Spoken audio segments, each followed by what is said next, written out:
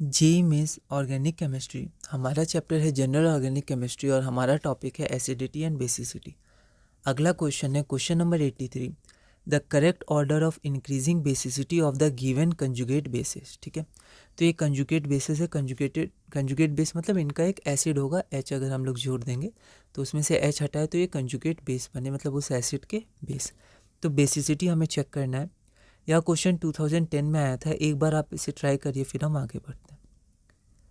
तो बेसिसिटी होता क्या है? बेसिसिटी होता है ability to give electron pair या फिर donate electron to accept H+। ठीक है, तो या तो H+ एक्सेप्ट करे, जो जल्दी एक्सेप्ट करेगा तो वो ज़्यादा अच्छा बेस होगा, और जो जितना जल्दी डोनेट करेगा, जितना अच्छे से डोनेट करेगा, ठीक है, अच्छे से मतलब जितना जल्दी डोनेट करेगा, जितना ज़्यादा इलेक्ट्रॉन डेंसिटी होगा उसके एटम पे वो ज़्यादा जल्दी डोनेट करेगा, जो ज़्यादा अनस्टेबल होगा नेगेटिव चार्ज को लेके। तो ये सब कुछ कॉन्सेप्ट्स हैं जो बेसिसिटी इंक्रीज़ करते हैं या गुड बेस होते हैं। ठीक है, तो बेसिसिटी ऑफ अ बेस क्या होता है? एबिलिटी टू डोनेट इलेक्ट्रॉन या लोन पेयर ऑफ इलेक्ट्रॉन, और उसके पास हाई डेंसिटी होता है। ठीक है, तो अगर हम यहाँ देखें सबकी एक बार चेक करें स्टेबिलिटी, क्योंकि अगर अनस्टेबल होगा तभी तो वो डोनेट करना चाहेगा इलेक्ट्रॉन पेयर, है ना।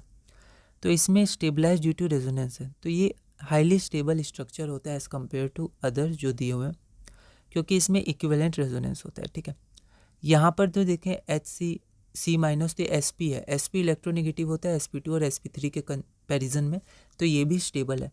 फिर आपका R-, ये बहुत अनस्टेबल होता है। ठीक है, आगे हम लोग देखेंगे भी R- जो होता है वो बहुत अनस्टेबल होता है, मतलब बहुत अच्छा बेस होता है, वो तुरंत लोन पेयर डोनेट करके एक कंपाउंड बनाना चाहेगा और स्टेबल होना चाहेगा, क्योंकि Sp3 पर है और Sp3 सबसे कम इलेक्ट्रोनेगेटिव होता है। और उसके बाद NH2 है। NH2 क्या है? आपका NH2 भी N के ऊपर निगेटिव चार्ज है। ठीक है, और N यहाँ पर क्या है? N यहाँ पर Sp3 है, तो ये भी अनस्टेबल होता है। ठीक है, अब R- सबसे अच्छा होता है बेस, क्योंकि Sp3 कार्बन सबसे कम इलेक्ट्रोनेगेटिव होता है, और सबसे कम इलेक्ट्रोनेगेटिव एटम के ऊपर निगेटिव चार्ज स्टेबल नहीं होता है, तो चाहेगा जल्दी जल्दी इलेक्ट्रॉन पेयर डोनेट करके कंपाउंड, न्यूट्रल कंपाउंड बनाने का। तो सबसे ज़्यादा तो R- होगा, तो ये दोनों तो हट गया।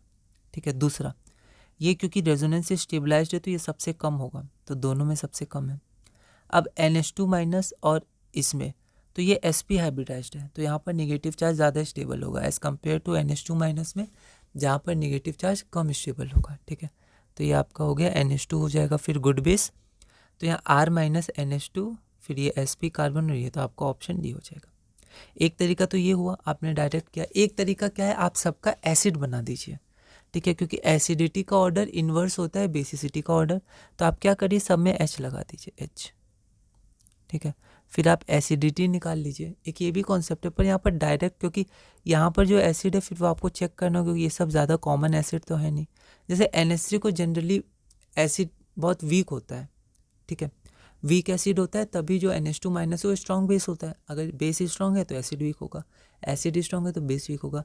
फिर HR, ये एसिड, तो ये सब जनरल एसिड नहीं है। एसिटिक एसिड जो होता है, एसिटिक एसिड वीक एसिड होता है। ठीक है, लेकिन ये HC और CH, ये एसिड हम लोग जनरली कॉमन नहीं होता है ये सब।